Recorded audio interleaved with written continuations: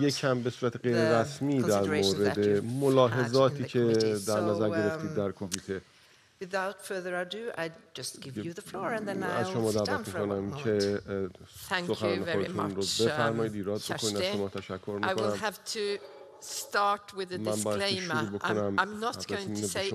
من چیزی در مورد ملاحظات کمیته نمیگم، چرا که اینها همه بر اساس توصیه آلفرد نوبل همه راز هست و ما نمیتونیم چیزی در مورد ملاحظات خودمون رو اعلام بکنیم. ما جلسات خودمون رو در اونها مستند میکنیم ولی اونها فقط باز میشه 50 سال بعدش، بعد از اینکه جلسه انجام میشه و فکر میکنم که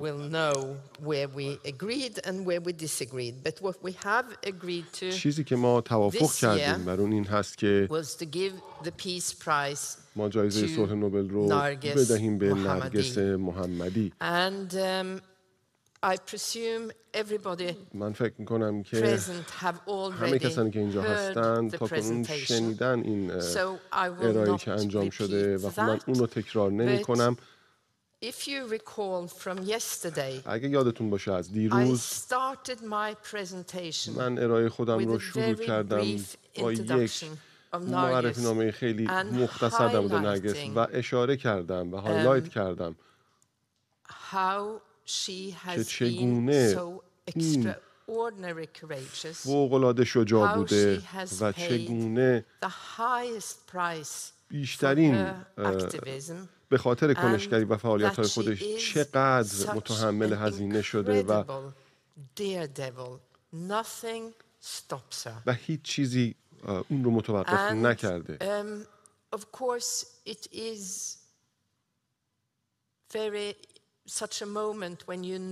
مسلماً لحظه عجیبی است که شما می‌بینید که در مورد کسی که صحبت می‌کنیم در واقع در زندان قرار داره و در زندان هست و زندانی هست. من به غیر از موضوع کمیته خودم یک وکیل هستم و زمان زیادی در زندان ها می‌گذرونم و می‌بینم که در این جایی که مردم درشون زندانی هستن شایعه راه خودش رو پیدا میکنه و فقط یکی چند ساعت بعد از این ارائه است که ما به اطلاعمون رسید توسط ارائه و اون بیانیه‌ای که نرگس محمدی به نیویورک تایمز داده بود که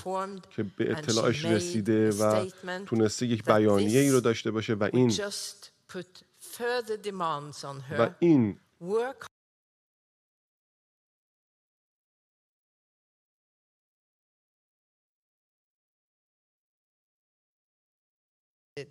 the Nobel Peace Prize laureate qualities. اون تمام اون معیارهایی که لازم هست برای برنده جایزه صلح نوبل رو داره. همینطور در ادامه سخنان خودم من اشاره کردم و هایلایت کردم که نرگس محمدی و گذشته اون و کارهایی که انجام داده که سابقه طولانی داره و 30 سال هست که ایشون فعالیت میکنه و تعامل داره با موضوعاتی که همه اونا به گونه‌ای مرتبط هست با حقوق اساسی بشر و حقوق زنان، مبارزه علیه اعدام و فعالیت‌هایی در حوزه حقوق دموکراتیک ابتدایی و اساسی و غیره و سابقه فوق‌العاده‌ای داره ایشون. ولی چیزی که اونو بیشتر مرتبط میکنه با این که دریافت کننده این جایزه باشه امسال این هست که در ایران چه اتفاقهایی افتاده از زمان مرگ مهسا ژینا امینی. دیروز دیدم که مادر مهسا امینی هم یک بیانیه داده و گفته که کاملا حمایت میکنه نرگس محمدی رو. خب نکته‌ای هست در این که نرگس این سابقه طولانی کنشگری و فعالیت رو داره تا زمانی که در زندان رفته تا سال 2015 زمانی حتی که اون در زندان هست انگار یک جرقه تازه‌ای خورده و همونطور که شما میدونین وقتی که اعلام شد که مهسا امینی کشته شده در بازداشته پلیس اخلاقی صدها هزار ایرانی به خیابان‌ها اومدند که بیشتر اونها زنان بودن، البته مردها هم حضور داشتند، بیشتر جوان‌ها بودن در میان اونها و بخشی از اونها افراد خیلی جوان و نوجوان‌ها بودن.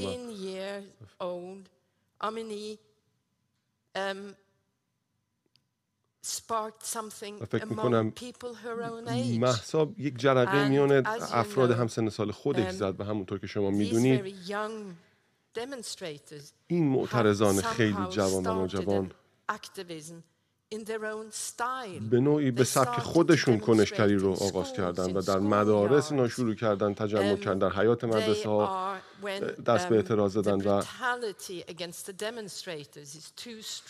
و این قوه قهری علیه اونها قرار گرفت و خیلی از اونها نابینا شدن، کور شدن به واسطه این که پلیس هدف گرفته بود چشم این نوجوان‌ها رو و کارهایی میکنن مثل این که آواز میخونن، روسری خودشون رو برمیدارن و رقص‌های رو تیک تاک میذارن، از موزیک استفاده میکنن و از فرهنگ استفاده میکنن و خودشون رو نشون میدن به عنوان جوانان و این نحوهی هست برای ارائه خودشون و خب حالا شایعه دیگه‌ای هست که از زندان اوین بوده که دوباره مردم به خیابان‌ها ریختن و خب شاید یک انقلابی داره اتفاق میفته، شاید نه، ولی حتی از زندان، از درون زندان نرگس محمدی تبدیل به یک چهره رهبر شد و به نوعی یک رول مدلی بود و الهام بخش بود برای همه. یک موضوعی هست در مورد این جنبشی که در 2022 شروع شد. رهبری میان اونها نبود، همه جا اتفاق می‌افتاد، اینجا و اونجا بود، در سراسر کشور بود. آیا به صورت رندوم بود یا این مسائل امنیتی بود؟ خب پس هیچ رهبری قابل شناسایی نبود و کسی که رهبری رو به عهده گرفت کسی بود که یک همچین سابقه بلا منازعه رو داشته و هنوز در زندان حاضر بوده. دیگه چی کار میتونن بکنن علیه اون؟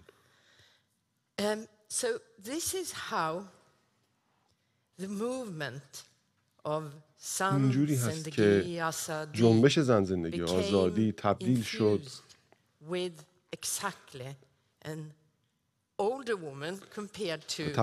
به اینکه همه دست به دست هم بدن و تینیجرها و جوانها اونجا باشن و وی تبدیل شد به یک و نقش رهبری پیدا کرد و رول مدلی شد برای اینها و این اون چیزی است که ما